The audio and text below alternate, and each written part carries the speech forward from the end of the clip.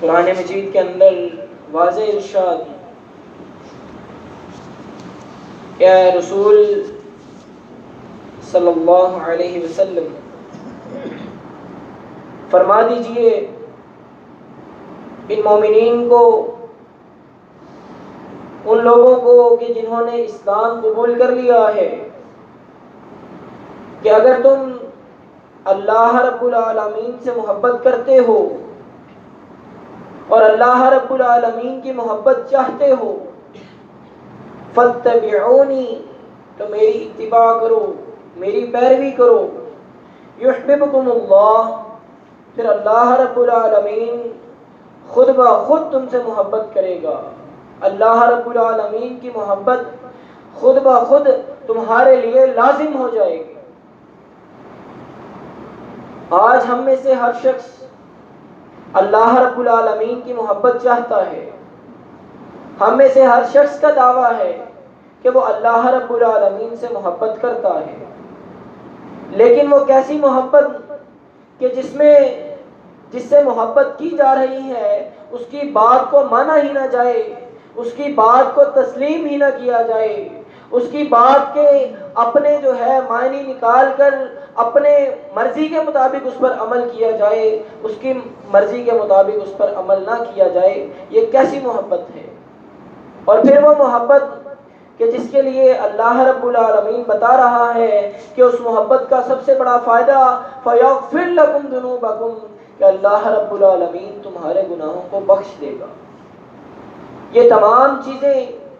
ہماری بخشش، اللہ رب العالمین سے ہماری محبت، اللہ رب العالمین کی ہم سے محبت کس چیز سے جڑی ہے؟ اس ایک آیت کے اندر اللہ رب العالمین نے واضح کر دیا فَاتَّبِعُونِي، کہ اللہ کے رسول صلی اللہ علیہ وسلم کی اتباع کرو۔ آج ہم میں سے کون شخص کتنی محبت کر رہا ہے اور کتنی اللہ کے رسول صلی اللہ علیہ وسلم کے فرامین کے مطابق عمل کر رہا ہے، ان کی سنتوں کے مطابق عمل کر رہا ہے؟ میرے بھائی، وہ صحابہ اکرام رضوان اللہ علیہم اجمعین کہ ان کے ساتھ بھی آج ہماری محبت کا دعویٰ ہے، ان کا طرز عمل دیکھیے کہ وہ جب اللہ کے رسول صلی اللہ علیہ وسلم کا کوئی فرمان سنتے، کوئی بات سنتے تو اپنی غلطی پر ڈٹے نہیں رہتے، بلکہ اللہ اکبر سبحان اللہ کہہ کر فوراً اس غلطی سے ہٹ جایا کرتے اور پھر اس عمل کے مطابق کہ جو اللہ کے رسول صلی اللہ علیہ وسلم نے عمل کیا، اس عمل کے مطابق، اس سنت کے مطابق عمل کرتے۔ میرے بھائی، آج ہم ان سب سے محبت کرتے ہیں، یہ کیسی محبت ہے کہ ہم اس محبت میں پوری طرح اتر ہی نہیں رہے۔ آج ہمیں کوئی شخص کہتا ہے کہ میں تم سے بہت محبت کرتا ہوں، تمہارے لیے جان بھی حاضر ہے، یہی الفاظ ہے نا ہمارے اللہ کے رسول صلی اللہ علیہ وسلم کے لیے اور صحابہ اکرام رضوان اللہ علیہ مجمعین کے لیے کہ ہم آپ سے بہت محبت کرتے ہیں۔ ہمیں اگر کوئی شخص کہتا ہے اور وہ پھر ہماری کوئی بات نہیں مانتا، ہماری اس یعنی کہ وہ محبت کے بالکل الٹ چل رہا ہے، ہماری بات کو تسلیم نہیں کرتا، مانتا نہیں ہے، یا وہ اس کے خلاف کوئی عمل کرتا ہے، تو ہم میں سے ہر شخص ایک منٹ کے اندر اس کو دیکھنا پسند نہیں کرے گا، ایک منٹ کے اندر چاہے گا کہ یہ میری نظروں سے اوجھل ہو جائے، میری نظروں سے دور ہو جائے۔ میرے بھائی، ہم کیسے اس بات کے دعوے دار ہیں، ہم کیسے اس بات کے مستحق ہو سکتے ہیں کہ ہم اللہ کے رسول صلی اللہ علیہ وسلم سے بروز قیامت ملیں گے؟ ہم کیسے اس بات کو تسلیم کر سکتے ہیں کہ اللہ کے رسول صلی اللہ علیہ وسلم ہمیں بروز قیامت دیکھنا پسند کریں گے؟ بلکہ نہیں، اللہ کے رسول صلی اللہ علیہ وسلم جب ان کو علم ہوگا کہ جنہوں نے سنت کے خلاف کام کیے، صحیح بخاری کے اندر واضح روایات ہیں کہ اللہ کے رسول صلی اللہ علیہ وسلم چاہیں گے کہ میرے اور ان کے درمیان پردہ حائل کر دو، ان کو میری نظروں سے دور کر دو۔ کون لوگ کہ جنہوں نے سنت کے خلاف عمل کیے، جنہوں نے سنت کو بدل دیا، اپنی مرضی کے مطابق عمل کیے۔ میرے بھائی، صحابہ اکرام رضوان اللہ علیہ مجمعین کا طرز عمل دیکھیے کہ حضرت عمر فاروق رضی اللہ تعالیٰ عنہ سے بخاری سے مسلم کی حدیث کہ حجر اسود کا بوسہ کرتے وقت اس کو مخاطب کرتے ہیں اور فرماتے ہیں کہ اے پتھر، میں جانتا ہوں کہ تو ایک پتھر ہے، تو نہ کسی فائدے کا مالک ہے، نہ تو کسی نقصان کا مالک ہے، نہ تجھے تم سے مجھے کوئی فائدہ ہو سکتا ہے، نہ تم سے مجھے کوئی نقصان مل سکتا ہے، لیکن اللہ کے رسول صلی اللہ علیہ وسلم نے تمہارا بوسہ لیا ہے، لہٰذا میں بھی تمہارا بوسہ لوں گا۔ کیسے ان کا فوری وہ بات کہ جو ان کو صحیح معلوم نہیں ہو رہی، لیکن وہ بات جب اللہ کے رسول صلی اللہ علیہ وسلم کے ساتھ جڑ گئی، جب ان کے ساتھ مل گئی، تو فوری ان کا عمل اس عمل کے مطابق ہو گیا کہ جو رسول صلی اللہ علیہ وسلم نے کیا۔ ایک اور موقع پر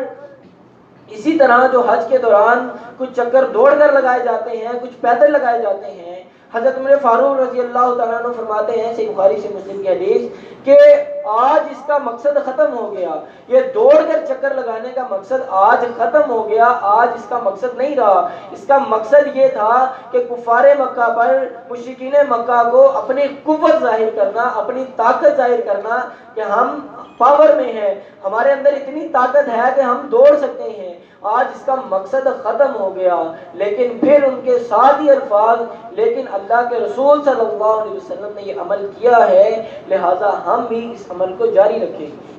حضرت ابو بکر صدیق رضی اللہ تعالیٰ عنہ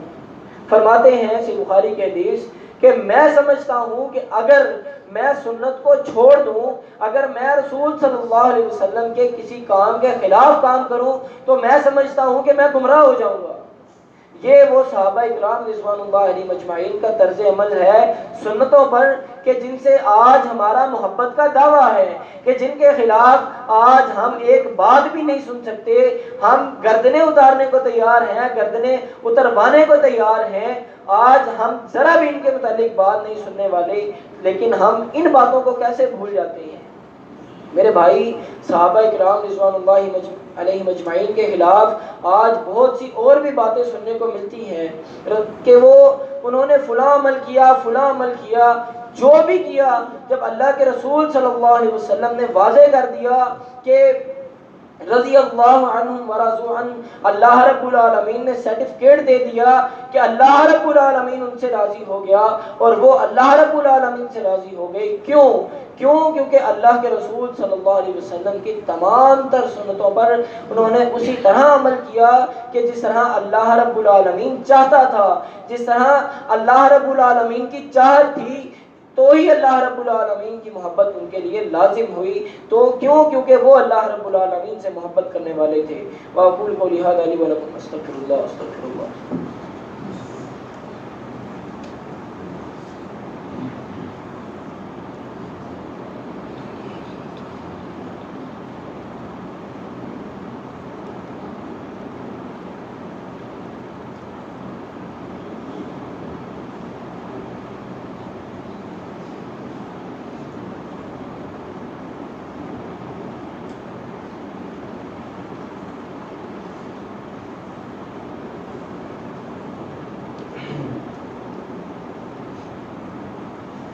الحمد لله،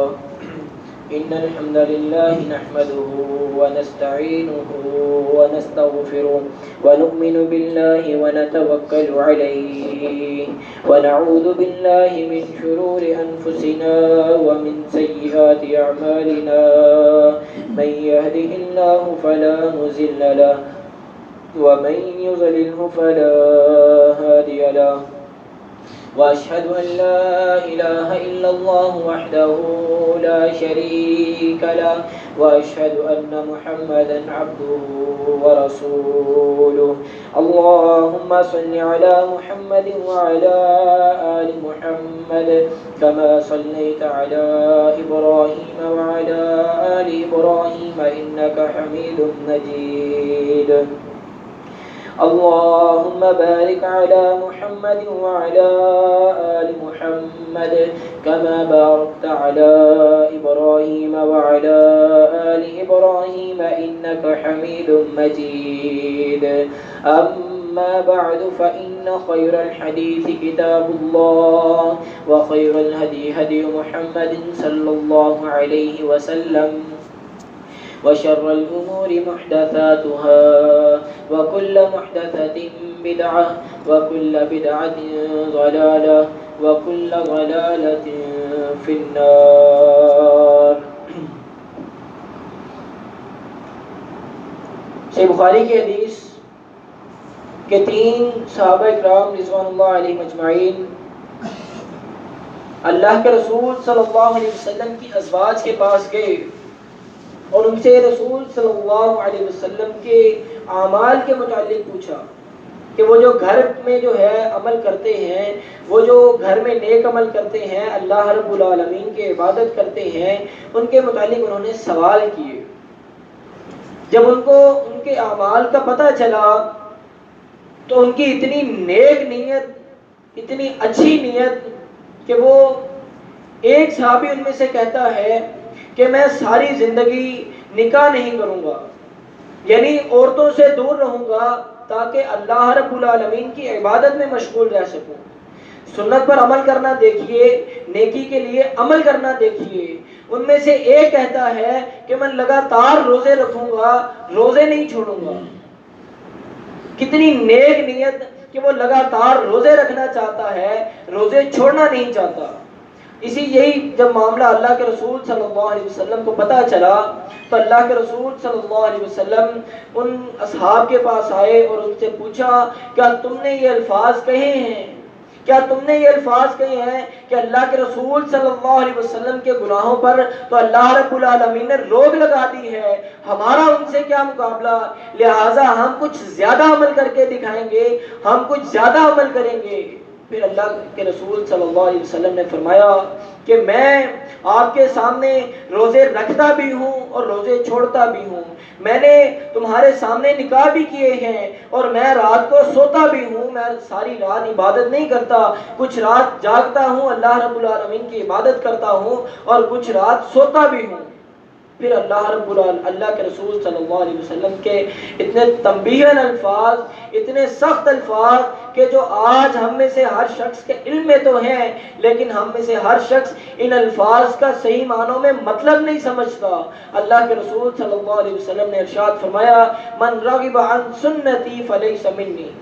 کہ وہ شخص کہ جس نے میری سنت سے بے رغبتی اختیار کی، جو وہ شخص کہ جس نے میری سنت کے خلاف کام کیا، بے شک وہ بڑھاوا کیا یا کم کیا، وہ مجھ سے نہیں۔ ہم میں سے آج کس شخص کی اتنی نیک نیت ہو سکتی ہے کہ ہم زیادہ کرنے کی طرف چلیں، بلکہ ہم تو لگاتار سنتیں چھوڑتے چلے جا رہے ہیں، لگاتار پیچھے کو جا رہے ہیں کہ سنتوں کو ہم جان ہی نہیں رہے۔ ہمیں پتہ چلتا ہے سنت کے الفاظ، ہمیں پتہ چلتے ہیں کہ سنت ہے، تو ہم میں سے سنی سنائی باتیں کہ سنت ہی ہے، فرض تو نہیں۔ کوئی بھی شخص اٹھ کے کہہ دیتا ہے کہ سنت ہی ہے، سنت اتنا لازم نہیں ہے، فرض لازم ہے، سنت رہ جائے تو گناہ نہیں ہوتا۔ نہیں میرے بھائی، ایسا نہیں ہے۔ اللہ کے رسول صلی اللہ علیہ وسلم کا وہ واقعہ کہ فتح مکہ کے موقع پر جب سفر جاری تھا، رمضان کا مہینہ تھا، تمام صحابہ کا روزہ تھا، اللہ کے رسول صلی اللہ علیہ وسلم کا روزہ تھا کہ وہ سفر میں ہے اور عصر کا وقت ہے کہ سفر میں مشکلات درپیش آ رہی ہیں۔ وہ مشکلات کا سامنا ہے کس وجہ سے؟ روزے کی وجہ سے۔ جب اس بات کا علم اللہ کے رسول صلی اللہ علیہ وسلم کو ہوا تو اللہ کے رسول صلی اللہ علیہ وسلم نے پانی کا پیالہ منگوایا اور بلند کیا، سب کو دکھایا اور پی لیا، یعنی کہ روزہ عصر کے ٹائم کھول لیا۔